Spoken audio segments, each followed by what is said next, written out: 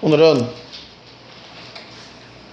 이사야 7장 10절에서 17절까지 말씀을 가지고 징조를 구하는 신앙이라는 제목으로 말씀을 나누도록 하겠습니다. PPT가 되지 않기 때문에 더 집중해서 말씀을 잘 들어주시면 감사하겠고요. 성경 구절이 이사야서 17장, 8장, 9장 이쪽으로 이렇게 좀 연결되어서 구절들이 몇 가지가 나올 겁니다. 구절들에 대해서는 성경을 찾으시면서 함께 보시면 감사하겠습니다. 젊은 날 제가 다니던 교회는요, 은사 중심의 교회였습니다. 예언연사, 환상, 꿈 등을 활용하는 것이 일상이었습니다. 여러분이 저를 보면 좀 상상이 안 되시겠지만 젊을 때 제가 그렇게 신앙생활을 했습니다. 방언과 기타 은사들이 넘쳐났고요.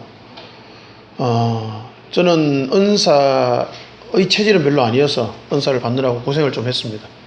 저는 은사를 사모하면서도 말씀에 굉장히 많이 갈급했습니다. 그 교회는 은사를 기반으로 말씀도 깊이 있게 전하는 그런 교회였습니다. 저는 그곳에서 많이 힘이 들었습니다. 왜냐하면 아까 말씀드린 것처럼 은사가 별로 체질이 아니어서 그런지 몰라도 남들은 쉽게 받는 은사를 저는 너무 힘들게 받았기 때문입니다.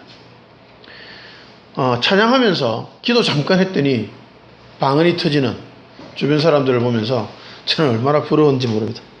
몇 날 며칠을 찬양하면서 기도해도 방언은커녕 정신만 더 말똥말똥해지면서 기도가 더 힘들어지더라고요. 그러면서 믿음 없는 저 자신을 굉장히 한탄했습니다. 정말 어렵게, 정말 어렵사리 방언은 받았는데 이제 예언이 문제였습니다. 공동체 전체의 분위기는 예언의 은사를 받지 않은 사람이 별로 없었습니다. 근데 저는 예언 근처에도 가지 못했죠. 심지어 예언의 은사는 심지어 이런 말까지 들었습니다. 예언의 은사를 이미 받았는데 왜 너는 실제로 예언을 하지 못하느냐? 황당하잖아요. 그죠? 이미 받았대요. 근데 저보고 사용하지 않는답니다. 이해가 되지 않더라고요. 도대체 그 말이 무슨 말인지 이해가 되지 않는 거예요. 그러면서 굉장히 심한 죄책감에 시달렸습니다. 모든 분위기가 그렇게 돼 있으면 은사를 활용하지 못하는 것이 마치 어떻게 느껴질까요? 믿음이 없는 사람인 것처럼 느껴지는 거죠. 그 시점쯤에 그런 설교를 들은 것 같습니다. 징조를 구하는 신앙에 대해서요. 은사는 징조가 될 수 있다. 아하스는 징조를 구하라는 하나님의 명령을 거부하고 징조를 구하지 않았다. 그 이유인즉슨 징조를 구할 영적인 힘이 없었기 때문이다 라는 말이었습니다. 그때 제가 굉장히 힘들었겠죠, 마음이. 그죠?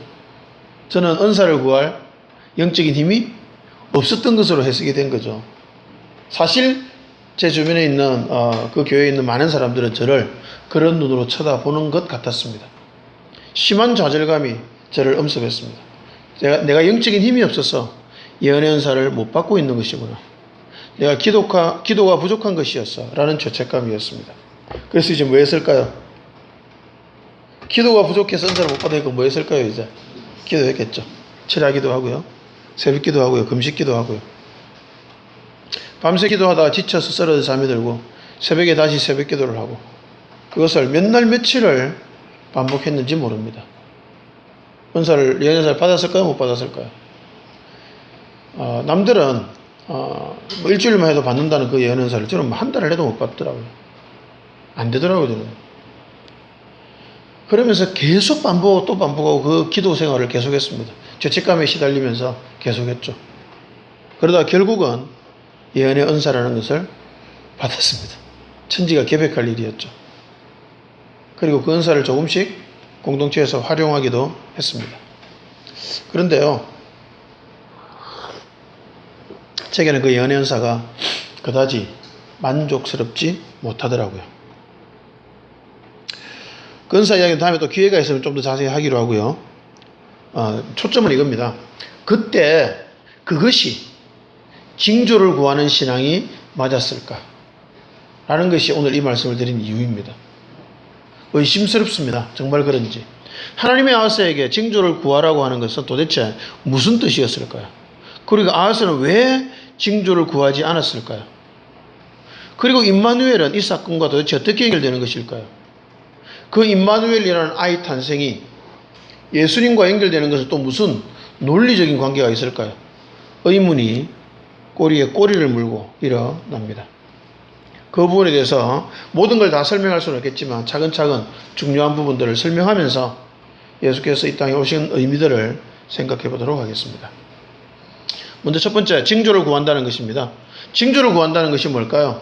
징조를 구한다는 것이, 징조를 구하는 것이 신앙일까요? 징조를 구하는 것이 믿음일까요? 그리고 징조를 구한다는 것은 제가 젊은 날에 있었던 공동체에서 한 말처럼 은사를 구하는 것일까요? 일단 본문의 기록을 보겠습니다. 7장 11절입니다. 7장 11절 제가 세 번역으로 읽어드리겠습니다. 성경을 보시고요. 세 번역과 비교해 보시기 바랍니다. 너는 주 너희 하나님에게 징조를 보여달라고 부탁하여라. 저 깊은 곳 서울에 있는 것이든 저 위 높은 곳에 있는 것이든 무엇이든지 보여달라고 하여라.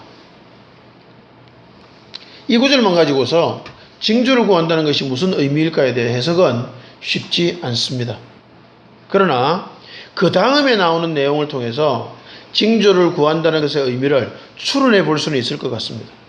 징조를 구하라는 이사야의 말에 아하스 왕은 주님을 시험하지 않겠다는 핑계로 징조를 구하지 않겠다고 합니다. 그때 이사야가 이렇게 말합니다. 7장 13절 14절입니다. 그때 이사야가 말하였다. 다윗 왕실은 들으십시오. 다윗 왕실은 백성의 인내를 시험하는 것만으로는 부족하여 이제 하나님의 인내까지 시험해야 하겠습니까? 그러므로 주님께서 친히 다윗 왕실에 한 징조를 주실 것입니다. 보십시오. 처녀가 잉태하여 아들을 낳을 것이며 그가 그의 이름을 임마누엘이라고 할 것입니다. 두 가지의 개념이 들어있습니다. 13, 14절에요. 첫 번째 개념은 뭐냐면 아하스 왕이 징조를 구하지 않겠다는 말은 하나님의 진노를 사는 말이다 라는 개념입니다. 징조를 구하지 않는 것은 하나님의 진노를 사는 일입니다. 두 번째 개념은 뭐냐면 그 징조는 뭐냐? 임마누엘입니다. 징조가 임마누엘입니다. 이 두 가지에 대해서 하나씩 생각해 보도록 하겠습니다. 첫 번째요. 징조를 구하지 않는 것은 하나님의 진노를 사는 일이다 라는 개념입니다. 여러분 신앙생활에서 징조는 중요할까요? 아닐까요? 당연히 중요합니다. 징조가 없으면요. 다시 말하면 내 삶에 어떤 증거가 없으면 어떻게 하나님이 살아계심을 알 수 있을까요? 하나님이 살아계시다는 것을 알지 못하는데 어찌 신앙인일 수가 있을까요? 당연히 하나님이 살아계시고 내 삶에 구체적으로 개입하신다는 징조, 증거가 있어야 되고요. 그 증거는 구해야만 합니다. 그럼 징조를 구하지 않겠다는 말은 왜 잘못된 말일까요? 징조를 구하지 않겠다는 것은 하나님에 대해서 간절하지 않다는 말이기 때문입니다. 하나님에 대해서 간절하다면 징조를 구할 것이기 때문입니다. 하나님이 알아서 자신의 뜻대로 하실 테니 나는 그저 내 나름대로 살아갈래 라고 생각한다면 그건 신앙인의 삶의 태도가 아닙니다. 신앙이라면 자신의 삶에서 하나님의 뜻이 아름답게 구현되기를 간절히 사모해야 됩니다. 그 갈망의 정도가 신앙을 판단하는 기준이 되지 않을까라고 생각합니다. 징조를 구하는 것이 신앙입니다. 징조를 구하지 않는다는 것은 믿음 없음을 나타내는 표시입니다. 징조를 구하는 것은 하나님을 시험하는 것이 아니라 하나님의 뜻입니다. 하나님이 내 삶에 자신의 뜻을 나타내 보여주시고 나는 그 뜻대로 살아갈 그 징조는 우리가 반드시 구해야만 하는 것입니다. 두 번째, 징조는 임마누엘이다라는 것입니다. 그럼 징조가 무엇일까요? 징조를 구하지 않겠다고 말하는 아하스에게 하나님께서 친히 징조를 주시잖아요. 그 징조가 뭐죠? 임마누엘입니다. 다시 말하면 아하스가 구해야 된 징조도 임마누엘이었던 거죠. 실제로 그것은요, 아하스가 구해서 받아야만 되는 징조였습니다. 임마누엘 하나님에 대해서 징조를 구하고요, 아하스의 삶에 임마누엘로 임재하셔야만 했습니다. 구해서 받는 것과 하나님이 일방적으로 이루시는 것은 한 개인에게서 굉장히 큰 차이를 가집니다. 하나님이 어차피 이루실 테니 나는 그냥 이루어진 일만 맞이하면 되지 라고 생각하는 것은 틀린 생각입니다. 구해야 합니다. 구해서 받아야 합니다. 하나님에 대한 것은요, 나는 전혀 구하지 않고 아무것도 하지 않고 관심도 없는데 하나님이 이루어 주셨어. 그것도 은혜일 수는 있습니다만, 그러면 나의 신앙은 자라지 않습니다. 징조를 구하고 그 징조를 받아야 합니다. 그 징조는 임마누엘입니다. 아하스는 임마누엘의 징조를 구해야 했습니다. 그런데 구하지 않았습니다. 결국 하나님께서 임마누엘의 징조를 말씀해 주십니다. 징조는 임마누엘입니다.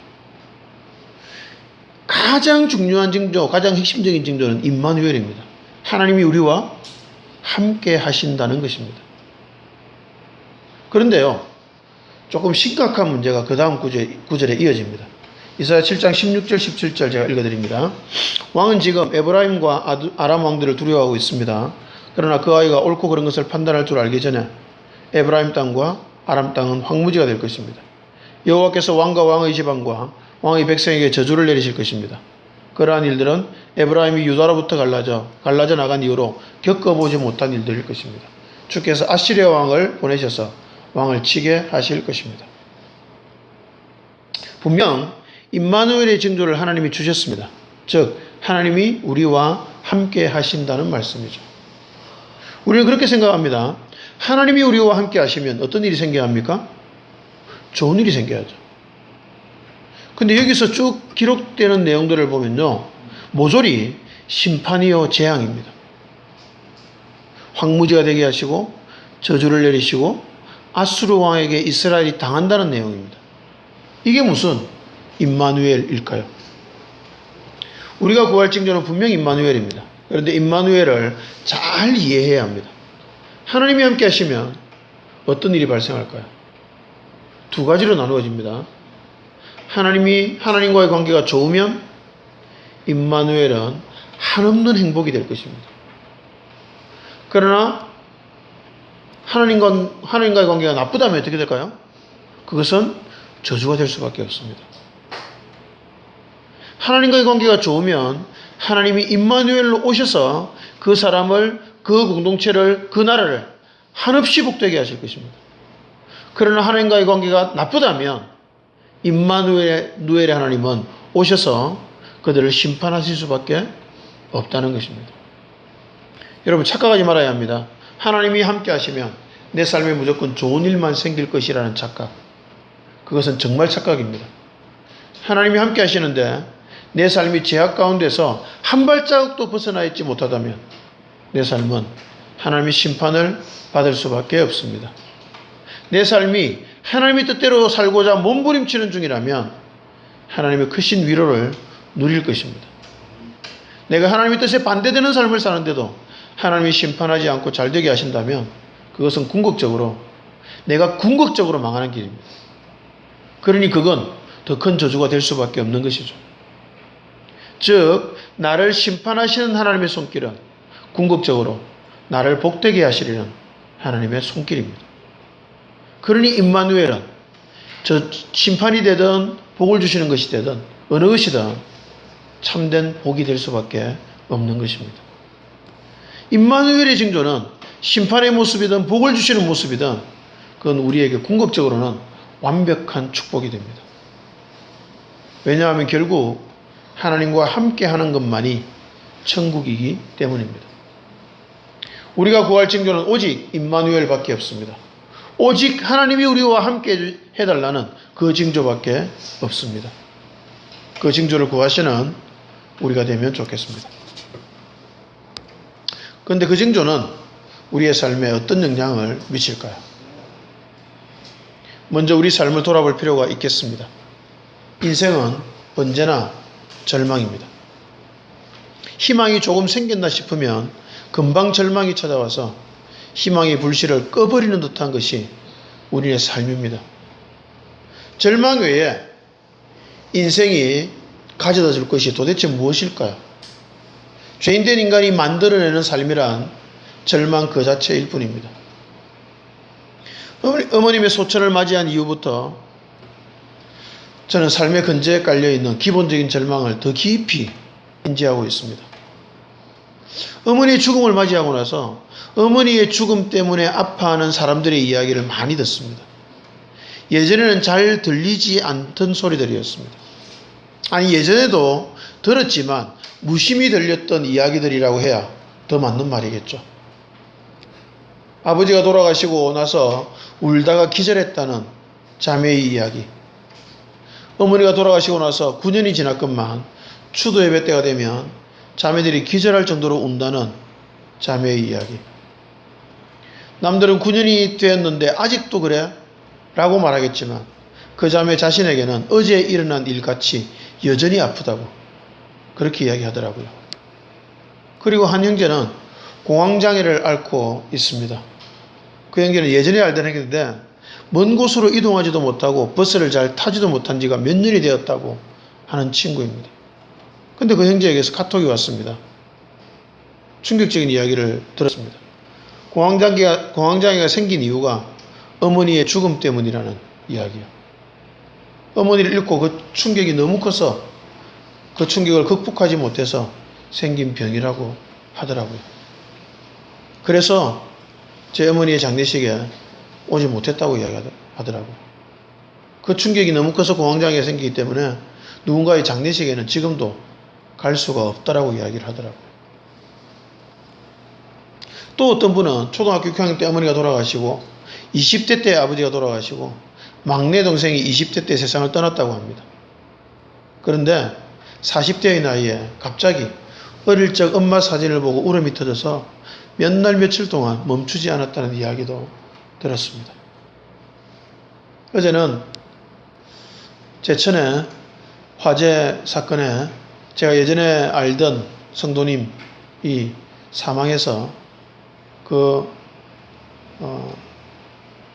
영정 앞에 다녀왔습니다. 중3짜리 딸을 만나고 왔습니다. 여러분, 이런 이야기들을 들으면서 이런 상황들을 보면서 위로가 되기보다 더 큰 절망이 몰려왔습니다.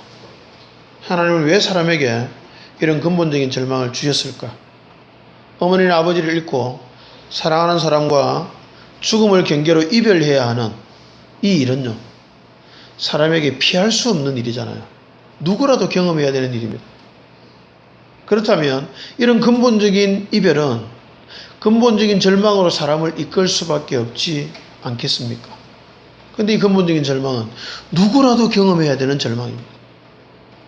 이것이 하나님을 향해서 큰 의문과 함께 제 마음속에 깊은 절망을 낳았습니다.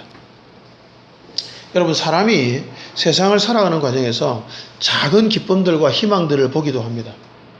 그러나 그 모든 것들이요, 죽음이라는 절망 앞에 서면 한낱 무기력한 것들에 지나지 않습니다. 그러니 아무리 생각해도 인생은 절망입니다. 인생의 결론이 뭡니까? 죽음 외에는 없습니다. 이 절망을 벗어날 방법이 있을까요? 아무리 생각해도 죽음이라는 절망을 벗어날 방법은 없습니다. 그런데 성경은 이 절망을 이길 방법이 있다고 말합니다. 성경은 놀라운 희망을 우리에게 말해줍니다. 그 희망이 뭐냐 하면 한 아기가 우리에게 태어났다는 것입니다. 이사야 9장 6절을 읽겠습니다. 이사야 9장 6절.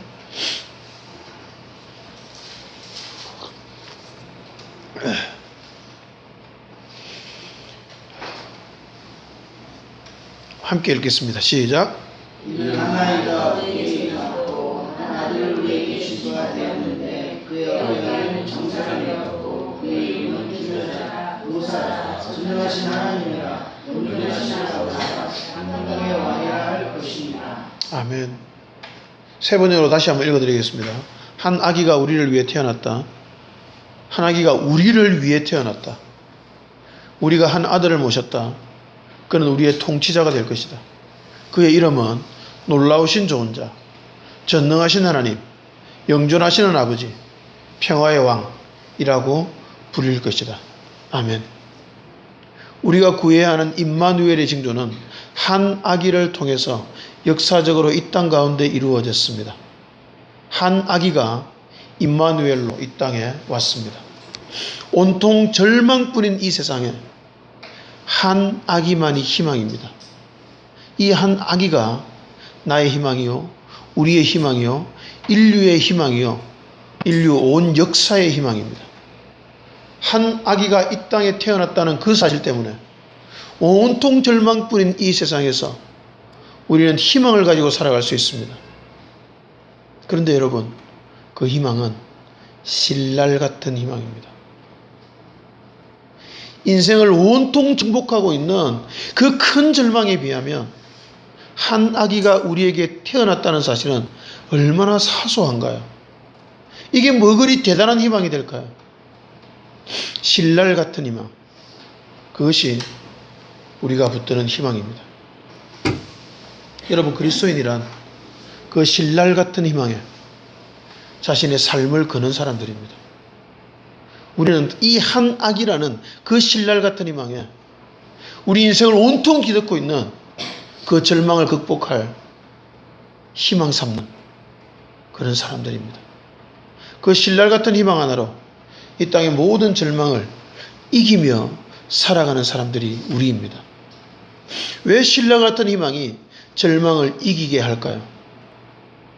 이사야 8장 6절에서 8절 제가 한번 읽어드리겠습니다. 이사야 8장 6절에서 8절입니다. 이 백성이 천천히 흐르는 실로아 물을 버리고 르신과 르말리아의 아들을 기뻐하느니라. 그러므로 주 내가 흉룡하고 창이란 큰 하수 곧 아수르 왕과 그의 모든 위력으로 그들을 덮을 것이라. 그 모든 골짜기에 차고 모든 언덕에 넘쳐 흘러 유다에 들어와서 가득하여 목에까지 미치리라. 임마누엘이여 그가 펴는 날개가 내 땅에 가득하리라 하셨느니라. 아멘. 여러분, 하나님의 은혜의 물은 천천히 흐릅니다. 하나님의 은혜의 물은 천천히 흘러서 서서히 사람의 인격을 변화시킵니다.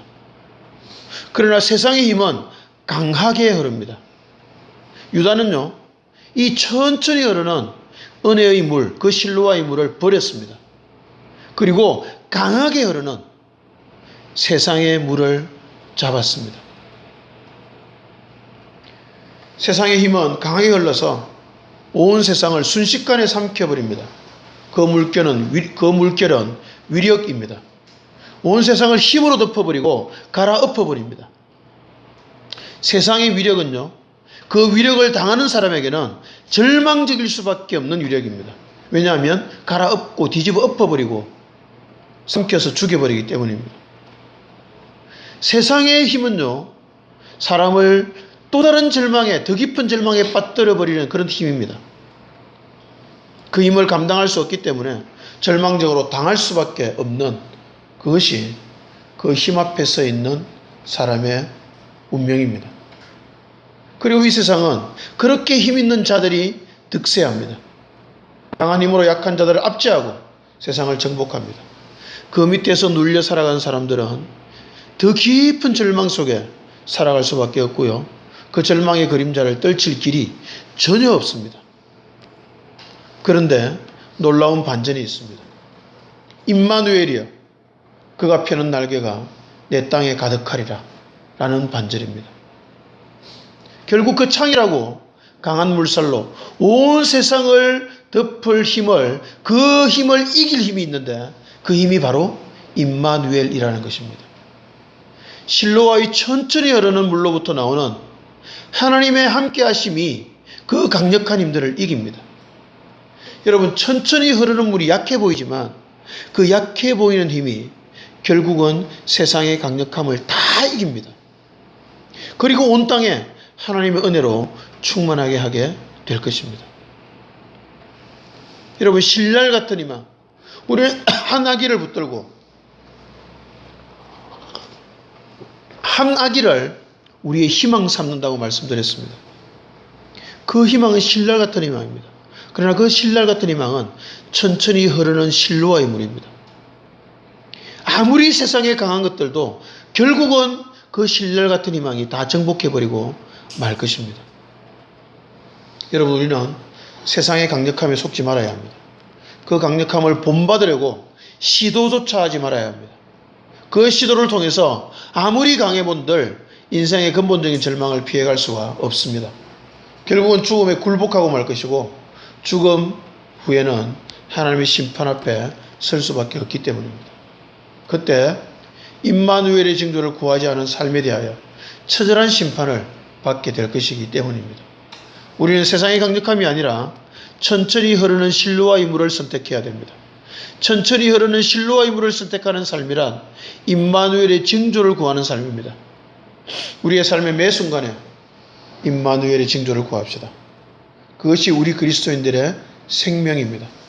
그것만이 우리로 이 땅의 절망을 이기게 해줄 것입니다. 세 번째, 이제 임마누엘이신 주님에 대해서 생각해 보겠습니다. 온통 절망뿐인 이 세상 가운데서 하나님이 주신 것이 한 아기라고 말씀드렸습니다. 한 아기가 이 절망의 땅에 주어진 유일한 희망입니다. 그 한 아기는 왜 희망일까요? 방금 읽었던 이사야 9장 6절 다시 읽어드리겠습니다. 그의 이름에 대해서 나옵니다. 그의 이름은 네 가지입니다. 놀라우신 좋은 자, 전능하신 하나님, 영존하시는 아버지, 평화의 왕입니다. 하나님이 예수를 이 땅에 보내셨습니다. 한 아기로 보내셨습니다. 연약하기 짝이 없는 한 아기가 이 땅의 희망이었고 지금도 그 한 아기가 우리 삶의 유일한 희망입니다. 그분은 도대체 어떤 분이시길래 우리의 희망이 될까요? 그 아기가 임마누엘의 현현이 되는 이유가 뭘까요? 그 이름이 그 이유를 설명해 줍니다. 그 이름 네 가지의 의미를 살펴보도록 하겠습니다. 첫 번째, 개역개정에는 기묘자 묘사라고 나옵니다. 기묘자 모사. 기묘자란 한자를 풀이하면 기이하고 묘하신 분이라는 뜻입니다. 모사는 상담자입니다. 영어로는 이 두 가지를 하나로 묶어서 Wonderful Counselor 이렇게 되어 있습니다. 놀라운 상담자입니다. 여러분, 기이하고 묘하고 놀라우신 상담자가 임마누엘의 주님이십니다. 이 세상에 엄청난 절망을 이기실 분이 연약한 아기로 이 땅에 오셨습니다. 여리고 약한 존재로 보입니다. 그분이 온 세상을 덮을 절망을 이길 임마누엘의 하나님이시라니 놀랍지 않을 수가 없습니다. 그런데 그 절망을 이길 첫 번째 방법이 뭘까요? 상담입니다. 여러분, 이 땅의 절망을 이길 첫 번째 방법, 그것은 상담입니다. 여러분, 개인의 절망을 이기고 싶으신가요? 여러분, 이 땅에 엄습해 있는 그 무서운 절망을 이기고 싶으신가요? 기묘자이신 주님께, 놀라우신 상담자이신 주님께 상담을 요청하시면 됩니다.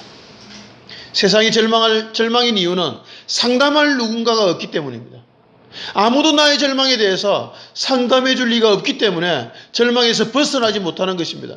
주님은 그냥 상담자가 아니라 놀라우신 상담자입니다. 그래서 기묘자이십니다. 인생의 절망의 모습은 전혀 변하지 않습니다. 여전히 사랑하는 사람은 죽습니다. 그리고 저도 죽을 것이고 여러분도 죽을 것입니다. 그러나 주님으로부터 상담을 받으면 그 절망을 극복하게 됩니다. 그 절망을 넘어서게 됩니다. 근데요, 그 절망을 넘어서는 방법이요, 굉장히 신기합니다. 그래서 그의 이름이 기묘자입니다. 그래서 그의 이름이 원더풀 카운셀러, 놀라운 상담자입니다. 세상이 상상할 수 없는 방법으로 기묘하게, 놀랍게 절망을 극복한다는 말입니다. 어머니는 천국 가셨으니 이제 그만 슬퍼하라 라고 말하는 약간 사이비 같은 신앙을 가지는 것이 절대로 아닙니다, 여러분. 이별의 아픔과 죽음의 절망을 깊이 이해하고 공감하지만 그 아픔 속을 걸어가지만 묘하게 극복이 됩니다. 여러분, 어머니 천국 가셨으니 이제 그만 슬퍼해라고 말하는 것은 그것은 이단입니다, 여러분. 슬퍼하지 말라뇨 말이 됩니까? 공감이 없으면 그것은 이단입니다. 기독교 신앙은 깊이 공감하는 신앙이거든요. 근데 어떻게 극복을 하죠? 아픈데 어떻게 극복을 하죠? 그러니 묘합니다. 그러니 기묘하고 그러니 놀라운 것입니다. 아픔 속을 걸어가요. 그런데 묘하게 극복이 됩니다. 제가 어머니 돌아가시고 나서 너무 아파요. 너무 아픕니다. 어제 영화를 봤는데 영화관에서 엉엉 소리 내서 울었습니다. 너무 오래 소리를 못 내서 숨을 죽였지만 신과 함께라는 그 영화를 보면서 어머니 이야기가 나오는데 제가 소리 내서 울었습니다. 너무 아프고 너무 절망적이고 너무 슬퍼요. 근데요, 그 아픔이 없어지는 게 아닙니다. 여전히 아픈데 묘하게 극복이 돼요. 기묘하게, 신기하게, 놀랍게 극복이 됩니다. 아픔과 극복의 공존. 그래서 공감하면서 함께 아파해 주면서 절망을 극복하게 하는 참으로 놀라운 희망이 새싹처럼 내면에서 돋아나게 하십니다. 그래서 주님의 또 다른 이름은 순입니다. 순. 새 순입니다. 우리 속에서 생명의 순이 여전히 슬프고 아픈데요. 생명의 순이 솟아 나옵니다. 그 놀라운 상담을 누가 할까요? 사람은 절대로 할 수 없습니다. 주님만이 하십니다. 그래서 주님의 이름은 기묘자요 묘사입니다. 놀라우신 상담자입니다. 주님은 놀라우신 상담자로 우리와 함께 하시는 임마누엘이십니다. 두 번째 주님의 이름은 전능하신 하나님입니다. 주님은 전능하신 하나님이십니다.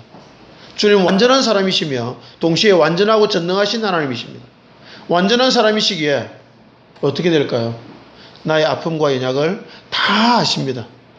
얼마나 아시는가 하면 자신의 일처럼 느끼시고 공감하시며 불쌍히 여기십니다. 개혁성경에는요, 옛날 성경에는 우리의 연약함을 체휼하지 아니하는 자가 아니요 이렇게 나옵니다. 이중부정을 사용하죠. 우리의 연약을 너무나 강하게 이해하신다는 뜻입니다. 그런데 거기서 멈추지 않습니다. 주님은 완전하고 전능하신 하나님이시기 때문에 그 문제를 해결해 주시는 분이십니다. 주님이 해결하지 못할 문제는 전혀 없습니다. 한 아기로 이 땅에 오신 예수님은 완전한 사람이시면서 완전하고 전능한 하나님이십니다. 나의 문제를 깊이 이해하시면서 그 문제를 해결해 주시는 임마누엘의 하나님이십니다. 그것이 전능하신 하나님의 의미입니다. 세 번째 주님의 이름은 영존하시는 아버지입니다. 사람은 영존할 수 있습니까? 없습니다. 그런데 하나님은 영존하십니다. 결국 죽음이라는 절망은요, 영원으로만 해결할 수 있습니다. 주님은 죽으셨습니다. 그러나 주님은 죽음 이후에 무엇이 있는지를 가르쳐 주신 죽음을 죽으셨습니다. 죽음으로 끝나지 않는 우리 인생을 온 삶으로 보여주신 것입니다. 그는 육체로 죽으셨으나 영존하시는 아버지이십니다. 영존하시는 아버지를 만나야 죽음으로 인한 절망을 극복할 수 있습니다. 주님은 영원하신 하나님으로 우리와 함께 하시는 임마누엘이십니다. 주님께 자신의 삶을 맡긴 사람은 영원에 잇대어 살아가는 삶이 됩니다.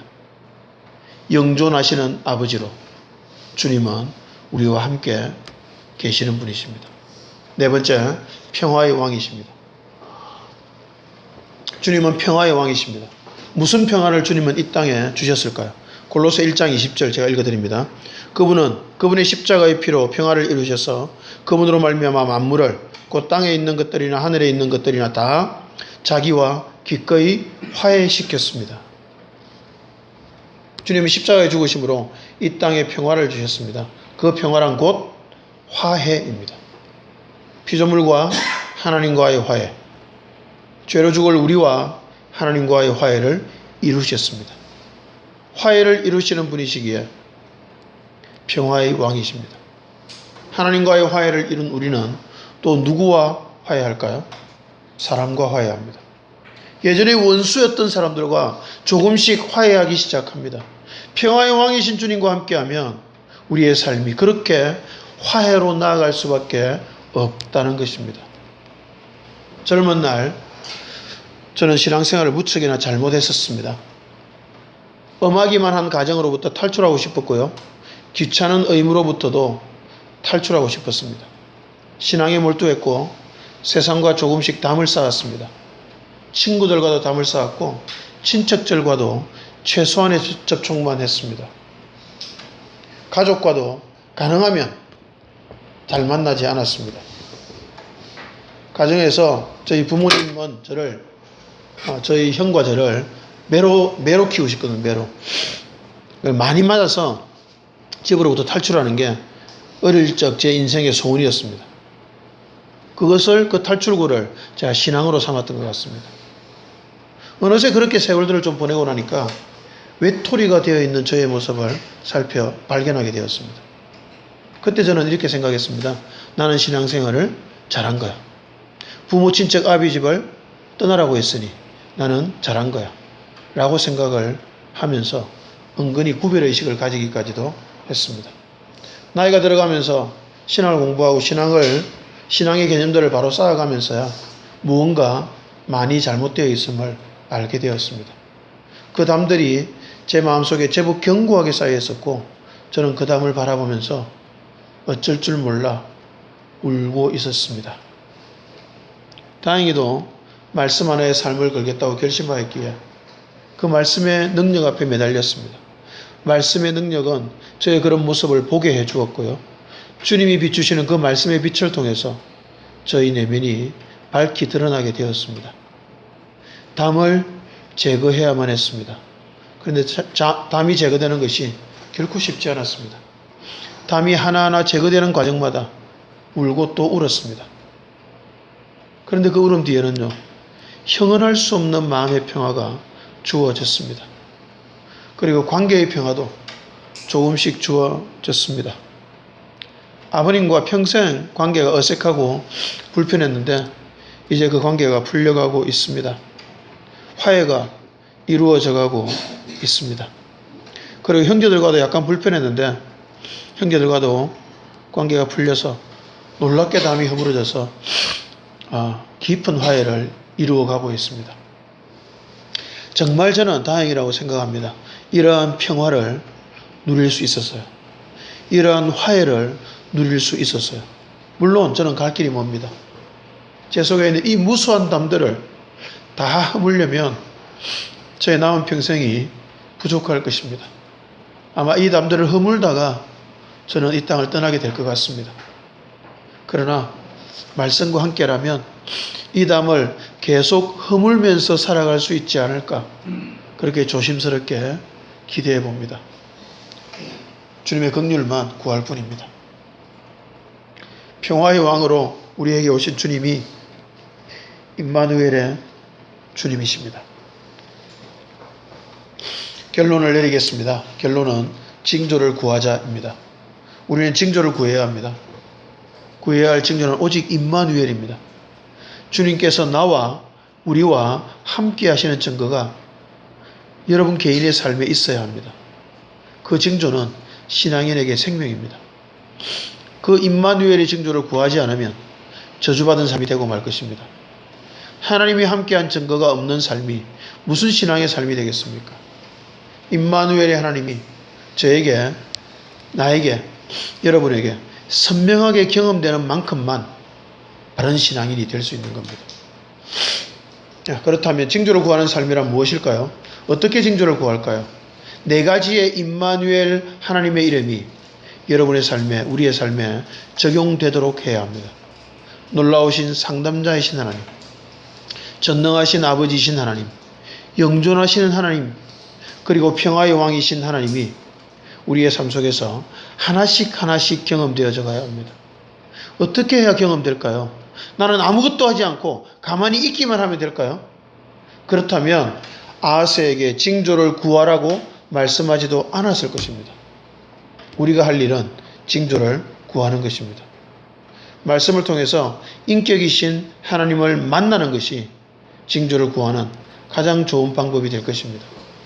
말씀을 묵상하면서 놀라우신 상담자이신 하나님께 나의 문제들을 상담받고 나의 문제를 다 이해하시고 해결하실 능력까지 가지신 전능하신 하나님의 도우심을 받으며 말씀 안에서 영혼에 잇대어 살아가고 관계들을 막아선 내 마음의 담들을 주님의 말씀의 능력으로 허물어 평화의 왕이신 하나님을 누려가는 삶, 그 삶이 징조를 구하는 삶이 될 것입니다. 이 징조를 구하고 경험하고 누려가는 것이 제가 말씀 묵상의 삶을 거는 이유입니다. 말씀 묵상의 삶을 걸면 이 기쁨과 감격을 반드시 누려가게 될 것입니다. 현실은 언제나 어둡고 절망적입니다. 해가 바뀌면 세상이 좋아질까요? 좋은 대통령이 우리나라를 다스리고 있으니 우리나라가 좋은 세상이 될까요? 그럴 수도 있고 그렇지 않을 수도 있을 것입니다. 그러나 여러분, 좋아지든 나빠지든 이 세상의 결론은 절망입니다.